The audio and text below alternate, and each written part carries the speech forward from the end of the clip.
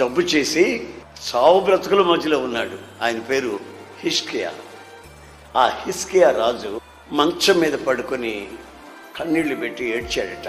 దేవుణ్ణి కోరుకున్నాడట, అయ్యా నా ఇల్లు నేను చక్కబెట్టుకుంటాను, నా మొర ఆలకించయ్యా, నీ దృష్టికి ఏదైనా నేను పొరపాటు చేసుంటే క్షమించు బాబు, నీవు నన్ను చూస్తూ ఉన్న దేవుడివి, నీకు మరుగై నేనేం చేయగలయ్యా అని పశ్చాత్తాప్తుడై ఏడ్చాడు. హిజ్కియా, నీ కన్నీళ్లు నేను చూశాను. ఆయన కన్నీళ్లు చూస్తాడు, ఆయన కన్నీళ్లు తుడుస్తాడు, ఆయన మన కన్నీళ్లలో ఉన్న విలువని గుర్తిస్తాడు.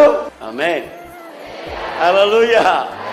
ఆయన దగ్గరికి వచ్చిన వాళ్ళు ఆయన నిలబెట్టాలా? ఆమేన్. ఆయన చూపు నీ మీదకి మరలించుకోవాలా? హల్లెలూయా. ఆయనకి విజ్ఞాపన చేయాలి. హల్లెలూయా. నీ విజ్ఞాపనలో కన్నీళ్లు కనబడాలి. హల్లెలూయా. ఆయన చేత్తో కన్నీళ్లు తుడవాలి. హల్లెలూయా.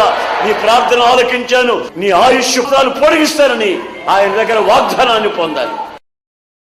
Download ShareChat.